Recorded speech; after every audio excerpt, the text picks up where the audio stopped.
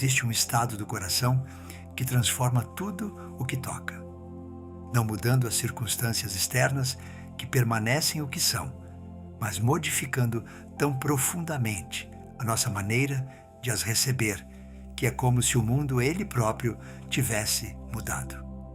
Este estado não tem nada de espetacular. Não requer condições particulares, nem sorte excepcional, nem uma vida preservada das dificuldades.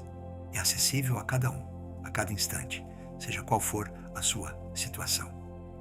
E, no entanto, permanece um dos mais raros, um dos mais difíceis de manter, um dos mais facilmente esquecidos. Os antigos chamavam-lhe gratidão, mas esta palavra gastou-se de tanto ser repetida sem ser vivida. Evoca agora imposições morais, fórmulas de cortesia ou exercícios de desenvolvimento pessoal. Essa gratidão, a que nos impomos como um dever ou que praticamos como uma técnica, não é mais do que uma sombra pálida daquilo de que falavam os sábios. Fica à superfície, não desce até as raízes do ser, não transforma nada verdadeiramente. A gratidão de que se fala aqui é de outra natureza. Não é uma emoção que se decide sentir, nem uma atitude que se adota voluntariamente. É antes o que emerge naturalmente, quando certos véus caem, quando certas ilusões se dissipam, quando vemos finalmente a nossa situação tal, como ela é, e não como a nossa mente insatisfeita nos a apresenta. É menos algo que fazemos do que algo que se faz em nós, quando os obstáculos à sua manifestação são levantados. Esta gratidão não está separada da lucidez. Não pede que fechemos os olhos às dificuldades da existência ou que nos convençamos de que tudo vai bem quando tudo vai mal. Pode coexistir com a tristeza, com a dor, com o reconhecimento claro das imperfeições da nossa vida. Não é o contrário do sofrimento, mas uma maneira diferente de nos situarmos face ao conjunto da nossa experiência, incluindo o próprio sofrimento. Por que é que a gratidão é tão difícil quando deveria ser tão natural? Se olhássemos honestamente para a nossa situação, deveríamos estar submersos no espanto a cada instante. O simples fato de existir é um prodígio estatisticamente improvável. A cadeia de circunstâncias que conduziu ao nosso nascimento particular, neste momento preciso da história, deste corpo preciso, com esta consciência capaz de se interrogar sobre si mesma, desafia a imaginação. Somos o resultado de milhares de milhões de anos de evolução, de milhões de gerações que sobreviveram e se reproduziram, de inúmeros acasos que poderiam ter sido diferentes. E, no entanto, passamos os nossos dias a queixar-nos do que nos falta, a preocupar-nos com o que poderia correr mal, a comparar a nossa sorte com a dos outros e a achá-la insuficiente. Caminhamos sobre um planeta que flutua no espaço infinito. Respiramos um ar que processos cósmicos levaram milhares de milhões de anos a tornar respirável. Vemos graças a olhos de uma complexidade vertiginosa e encontramos maneira de ser infelizes porque o nosso vizinho tem uma casa maior, ou porque o nosso café não está suficientemente quente. Esta ingratidão não é um defeito moral de que devêssemos envergonhar-nos. É o resultado de um mecanismo mental profundamente enraizado que partilhamos com todos os seres humanos. A nossa mente não evoluiu para apreciar o que existe, mas para detetar o que falta, o que ameaça, o que poderia ser melhorado. Esta vigilância face ao negativo tinha um valor de sobrevivência para os nossos antepassados. Quem se contentava com o que tinha, quem não procurava ter mais ou melhor, tinha menos hipóteses de sobreviver do que quem permanecia sempre um pouco insatisfeito, sempre alerta, sempre em busca. Herdamos este cérebro forjado por milhões de anos de escassez e de perigo e usamos-lo agora num mundo de abundância relativa e de segurança sem precedentes. O desfazamento é imenso. O nosso equipamento mental está calibrado para um ambiente que já não existe e continua a funcionar como se ainda estivéssemos ameaçados pela fome, pelos predadores, pelos inimigos. Continua a escrutinar o horizonte em busca de problemas, mesmo quando os problemas reais se tornaram relativamente raros. Este mecanismo explica por que nos habituamos tão depressa ao que temos. Quando a nossa situação melhora, sentimos primeiro um pico de satisfação. Depois, muito rapidamente, o nosso nível de felicidade volta à sua linha de base. A nova casa que nos parecia tão maravilhosa torna-se simplesmente o sítio onde vivemos. O trabalho que tanto desejávamos torna-se rotina. A relação que nos transportava torna-se ordinária. Não é que estas coisas tenham mudado, é que a nossa percepção se ajustou, como o olho se ajusta à luz e acaba por não a notar mais. Esta adaptação é, num certo sentido, uma proteção. Se permanecêssemos perpetuamente maravilhados com tudo o que temos, talvez ficássemos paralisados, incapazes de funcionar, submersos pela intensidade da nossa gratidão. A habituação permite-nos dar as coisas como adquiridas e libertar a nossa atenção para outras tarefas. Mas tem um custo enorme. Torna-nos cegos à riqueza da nossa vida cotidiana. Encerra-nos num presente cinzento e insípido enquanto vivemos na realidade, no meio de maravilhas. O problema não é tanto a adaptação em si, quanto o fato de ser assimétrica. Habituamo-nos rapidamente ao positivo, mas muito mais lentamente ao negativo. As coisas boas da nossa vida tornam-se invisíveis em poucas semanas, enquanto as irritações e as frustrações permanecem salientes muito mais tempo. Esta assimetria cria uma distorção sistemática da nossa percepção. Acabamos por viver num mundo onde o bem é transparente e o mal opaco, onde o que vai bem desaparece no fundo, enquanto o que vai mal ocupa todo o primeiro plano.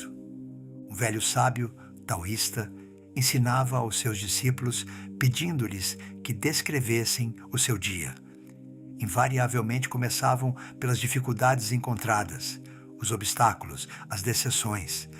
Interrompia-os então e perguntava-lhes quantas vezes tinham respirado sem dificuldade nesse dia, quantos passos tinham dado sem tropeçar, quantos bocados tinham engolido sem se engasgar. Os seus discípulos não sabiam o que responder. Essas coisas não contavam. Eram demasiado ordinárias para merecer atenção. O sábio sorria e dizia que essas coisas ordinárias, que não mereciam atenção, eram precisamente os milagres de que não podiam prescindir, que a sua vida inteira repousava sobre esses alicerces invisíveis, que só notavam quando vinham a faltar. No dia em que respirar se tornasse difícil, dariam tudo por uma única respiração fácil. Mas esse dia seria tarde demais para aprender a gratidão. A gratidão autêntica começa por esta simples capacidade de ver o que existe. Não de nos esforçarmos para o apreciar, não de nos convencermos de que deveríamos estar gratos, mas simplesmente de notar o que a habituação tornou invisível. É um trabalho de percepção antes de ser um trabalho de emoção. Trata-se de retirar os véus em vez de acrescentar algo, de deixar de ignorar em vez de fabricar apreço. Esta visão requer um abrandamento. Quando corremos de uma tarefa para outra, de uma preocupação para a seguinte, de um desejo para o seu sucessor, não temos tempo de ver nada verdadeiramente. A nossa atenção já partiu para o que vem a seguir. Nunca se pousa tempo suficiente sobre o que existe para o perceber na sua plenitude. o mundo torna-se um cenário desfocado, que atravessamos sem olhar. Uma série de obstáculos ou oportunidades a tratar o mais rapidamente possível. Abrandar permite que o olhar se pouse.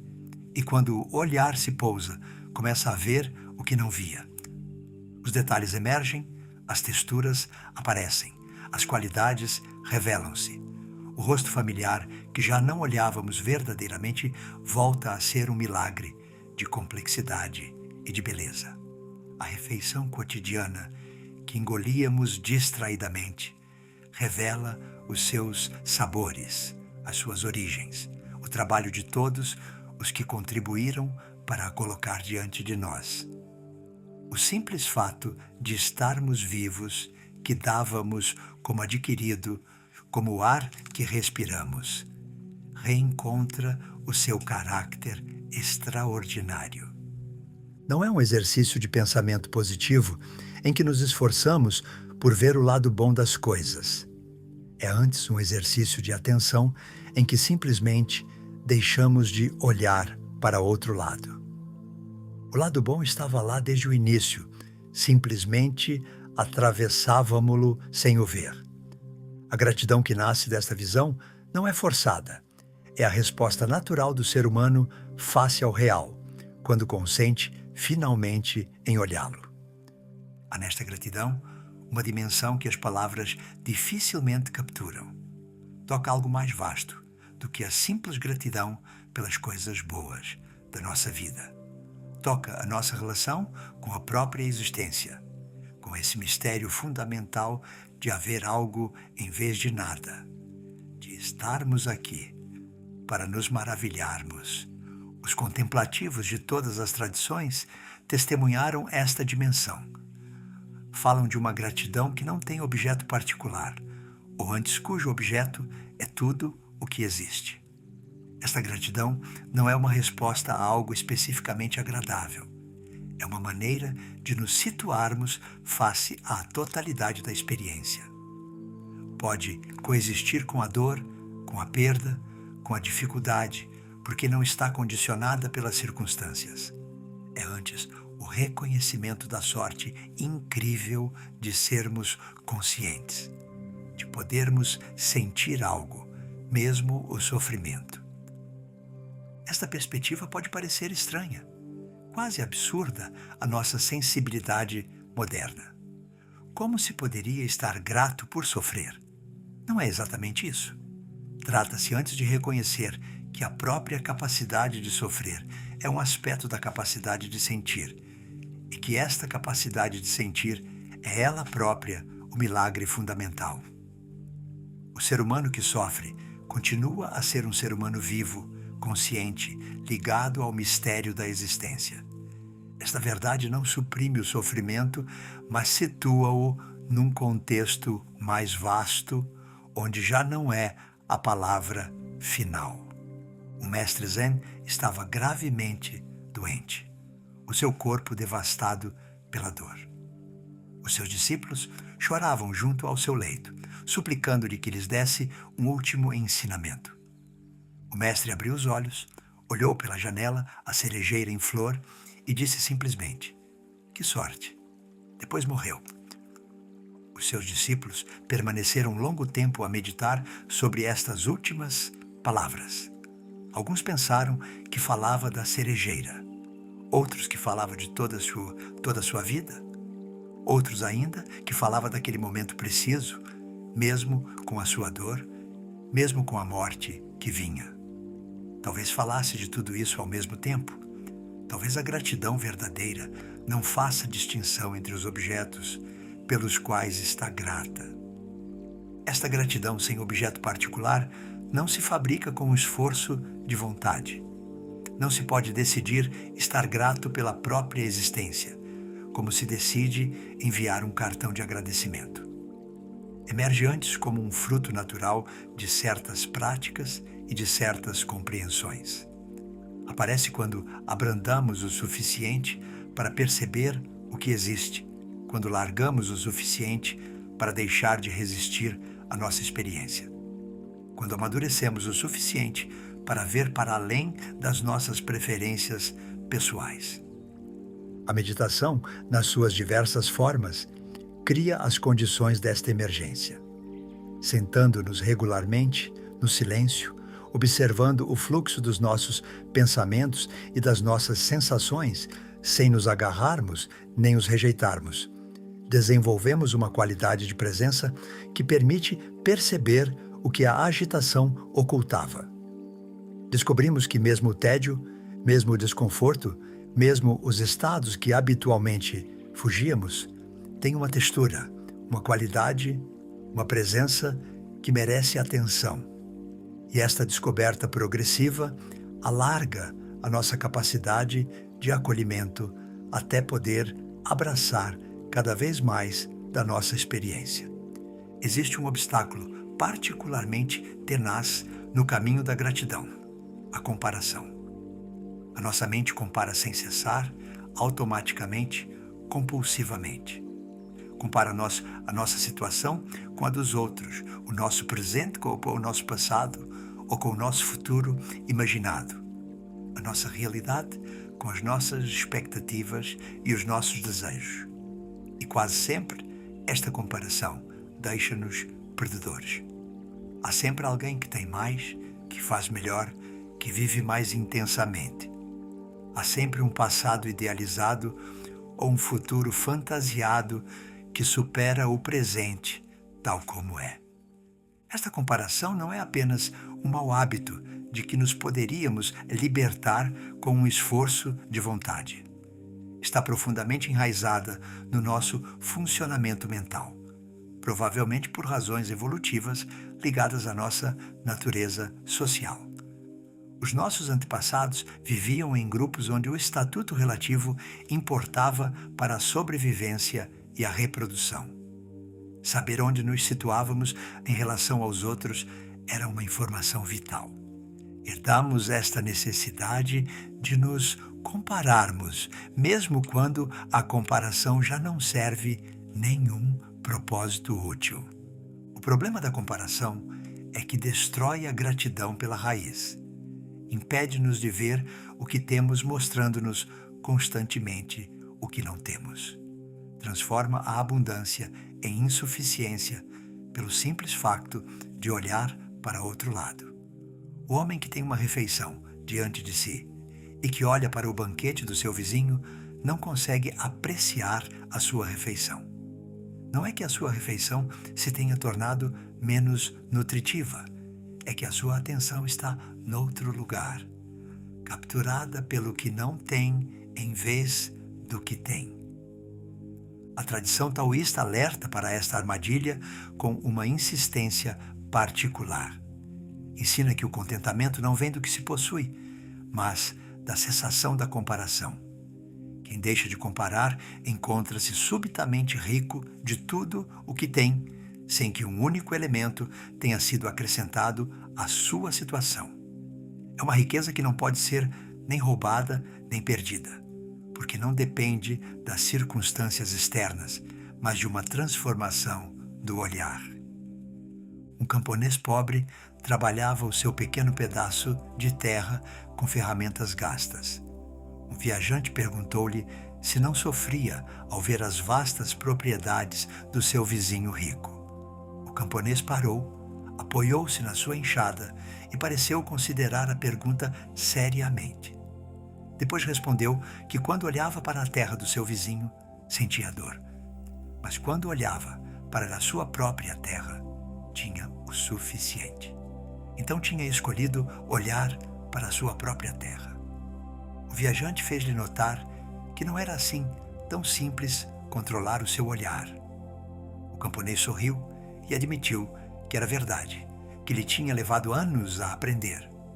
Mas de cada vez que surpreendia o seu olhar a vaguear pelas terras do vizinho, trazia-o suavemente de volta para as suas. E com o tempo, o seu olhar tinha aprendido a ficar onde havia algo para amar. Esta história aponta para algo importante. A gratidão pode cultivar-se, não esforçando-nos por sentir o que não sentimos, mas treinando a atenção a dirigir-se para onde a gratidão pode naturalmente emergir. É um trabalho paciente, repetido, sem resultado garantido, mas com frutos prováveis. Este treino toma formas diversas segundo as tradições e os temperamentos. Alguns praticam a recapitulação diária, aquele momento ao fim do dia em que se repassa, na memória, os acontecimentos vividos, procurando especificamente o que havia de bom, o que merecia reconhecimento. Não se trata de negar o difícil, mas de reequilibrar uma atenção espontaneamente enviesada para o negativo. Se a nossa mente nota automaticamente as 10 coisas que correram mal e ignora as 100 que funcionaram bem, é legítimo corrigir este viés com um esforço consciente. Outros praticam a apreciação explícita, o facto de nomear, em voz alta ou interiormente, aquilo pelo qual estão gratos.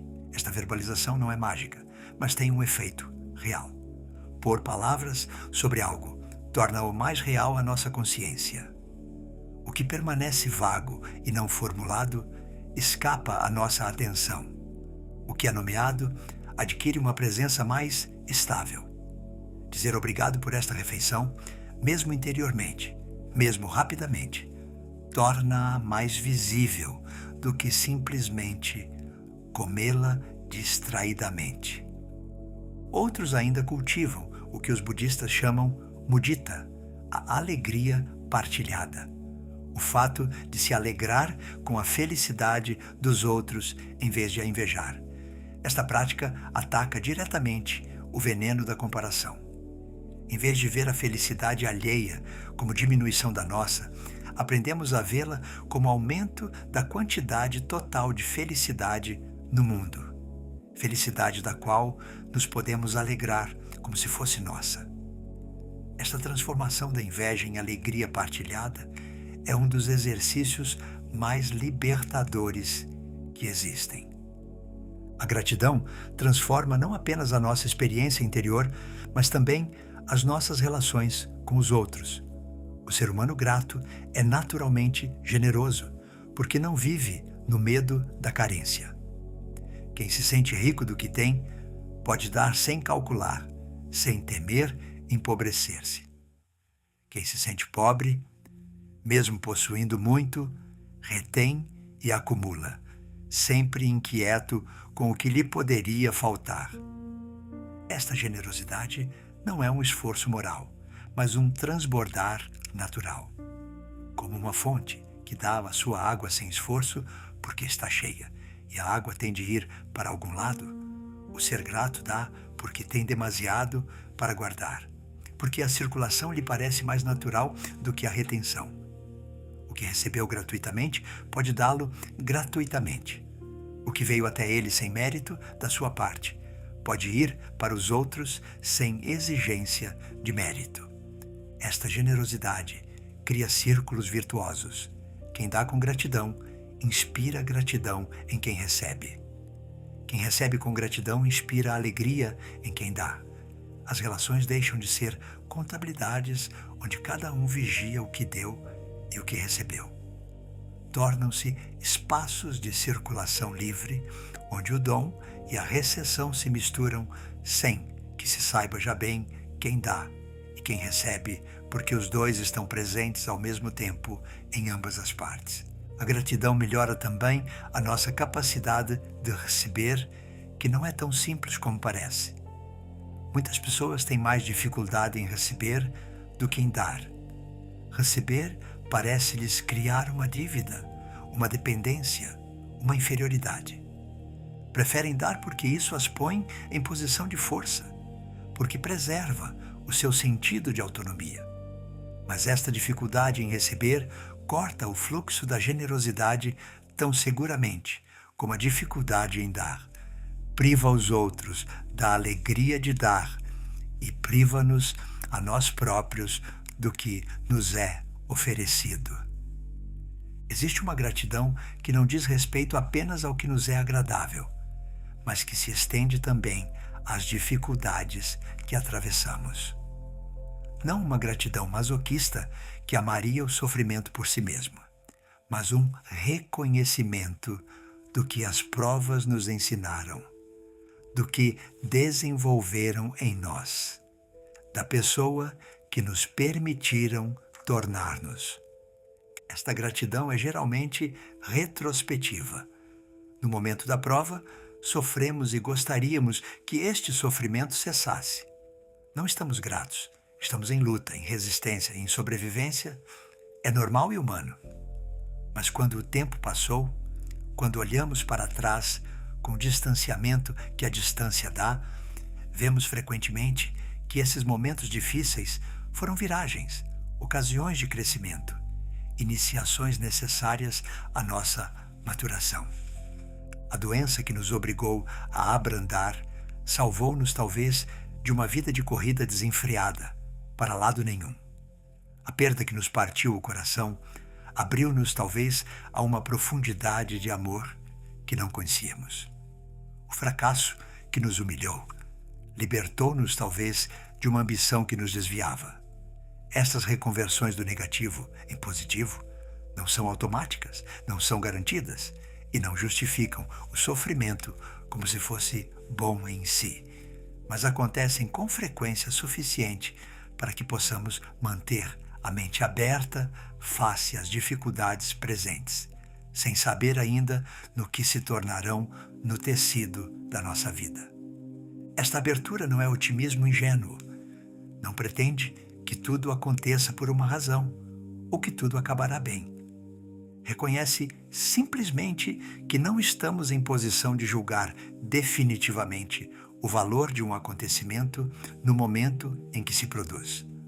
O camponês da história taoísta que responde quem sabe a cada golpe da sorte, seja aparentemente bom ou mau, não é indiferente. É simplesmente consciente da nossa ignorância fundamental quanto às consequências últimas do que nos acontece. Um velho oleiro trabalhava há 60 anos na sua arte. Um jovem aprendiz perguntou-lhe qual tinha sido o seu maior mestre. O oleiro refletiu longamente antes de responder que tinha sido o forno. Mais precisamente as vezes em que o forno tinha falhado, em que as peças tinham saído deformadas, rachadas, destruídas. Cada fracasso tinha-lhe ensinado algo que o sucesso nunca lhe teria mostrado. Cada vaso partido tinha-o obrigado a olhar mais atentamente, a compreender o que não compreendia. Sem esses fracassos, disse, teria continuado a ser o oleiro medíocre dos seus 20 anos. O aprendiz perguntou então se não lamentava todas essas peças perdidas. O oleiro abanou a cabeça. Como poderia lamentar o que tinha feito dele o que era? Esses vasos partidos eram o preço da sua aprendizagem. E esse preço, em retrospectiva, parecia-lhe modesto comparado com o que tinha recebido. A gratidão aprofunda-se quando deixa de ser condicional. Começamos por estar gratos pelas coisas boas que nos acontecem, o que já é bom. Depois aprendemos a estar gratos também pelas dificuldades que nos formaram, o que requer mais maturidade. Mas existe ainda um nível mais profundo, onde a gratidão já não é uma resposta a algo particular, onde se torna simplesmente a nossa maneira de estar no mundo. Esta gratidão incondicional assemelha-se ao que os místicos descrevem quando falam de união com o real, ou de aceitação total do que é. Já não escolhe entre o que merece reconhecimento e o que não o merece. Acolhe tudo com a mesma qualidade de presença aberta. Não porque julgue que tudo é bom, mas porque deixou de pôr condições à sua própria abertura. Este estado pode parecer inacessível, reservado a alguns santos ou sábios excepcionais, e talvez, na sua forma mais acabada, o seja efetivamente. Mas todos podemos ter vislumbres Antegostos, momentos em que a gratidão nos submerge sem razão aparente, em que nos sentimos simplesmente abençoados por existir, mesmo no meio de circunstâncias ordinárias ou difíceis. Estes momentos geralmente não duram. Recaímos nos nossos hábitos de queixa e de comparação, mas mostram-nos o que é possível. São como janelas que se abrem brevemente sobre uma paisagem que poderíamos habitar mais duradouramente. O caminho para esta gratidão mais profunda não é diferente do caminho para a gratidão ordinária. É simplesmente mais longo e requer mais perseverança. Passa pelas mesmas práticas: abrandar, olhar o que existe, deixar de comparar, reconhecer a nossa interdependência, acolher o que vem. Mas requer praticar mais tempo, mais regularmente, mais profundamente, até que a gratidão deixe de ser algo que fazemos para se tornar algo que somos. É notável constatar que a gratidão não se gasta por ser praticada.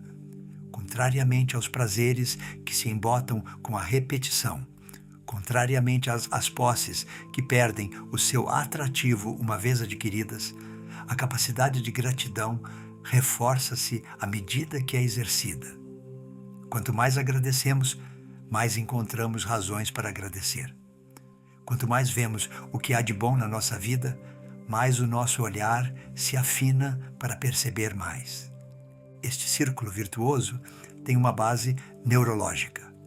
O cérebro reforça os circuitos que usa e enfraquece os que negligencia. Se passamos os nossos dias a ruminar o que não vai bem, desenvolvemos uma competência na detecção de problemas. Se dedicamos tempo a notar o que vai bem, desenvolvemos uma competência na percepção dos benefícios. Com o tempo, o que exigia um esforço consciente torna-se mais natural, mais automático. O viés negativo da nossa evolução pode ser contrabalançado por uma prática intencional. Esta plasticidade é uma boa notícia. Significa que não estamos condenados à nossa tendência natural para a insatisfação. Podemos transformar-nos progressivamente com um trabalho paciente sobre a nossa atenção.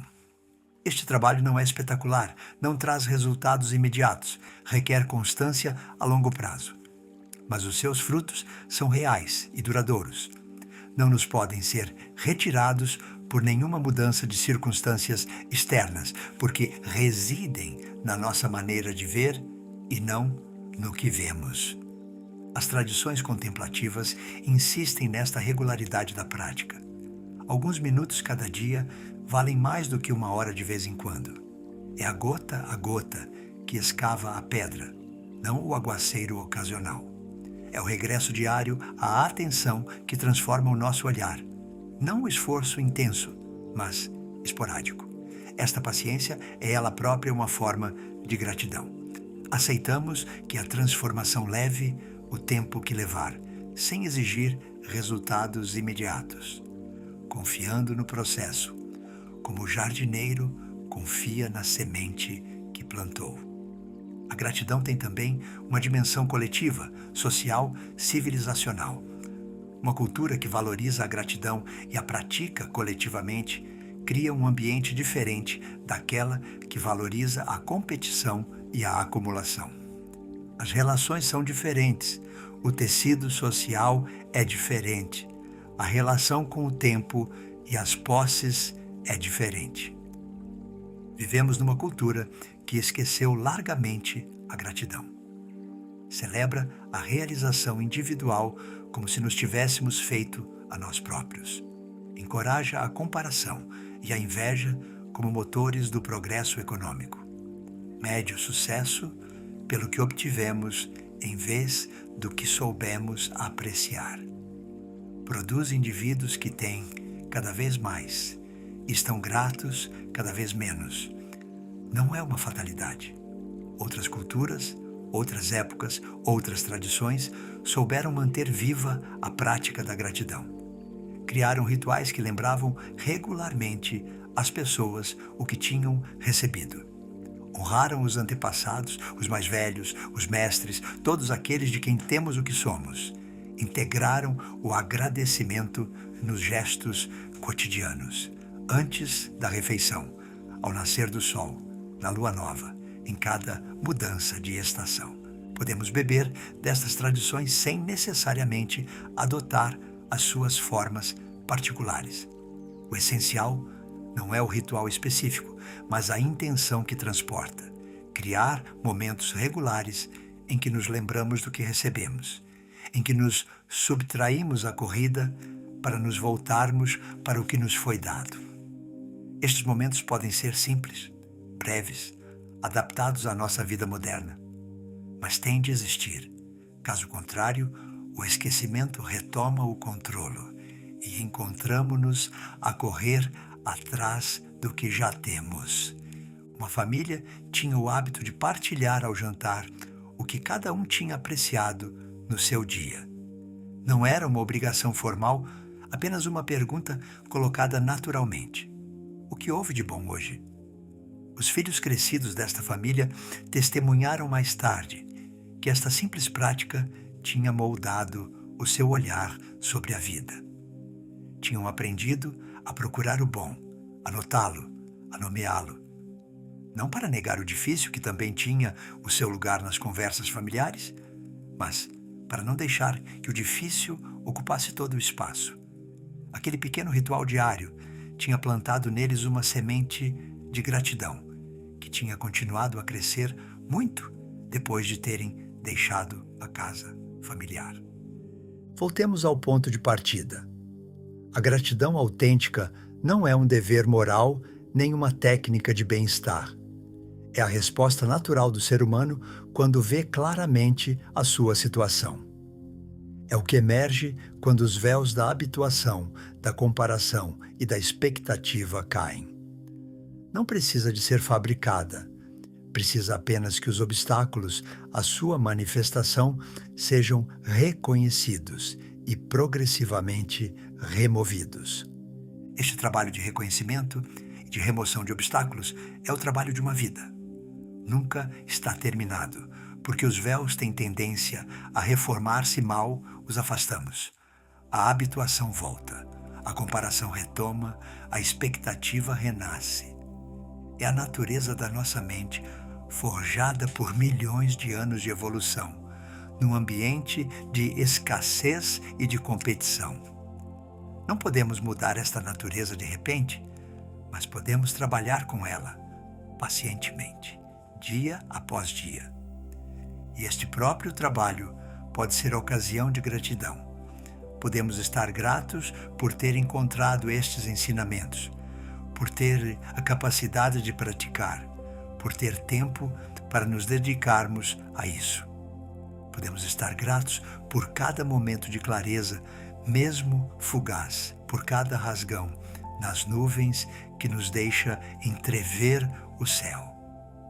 Podemos estar gratos pelo próprio caminho, não apenas pelo destino que promete, porque talvez não haja um destino final. Há apenas esta marcha, este regresso sempre repetido à presença, esta lembrança constante do que já está lá.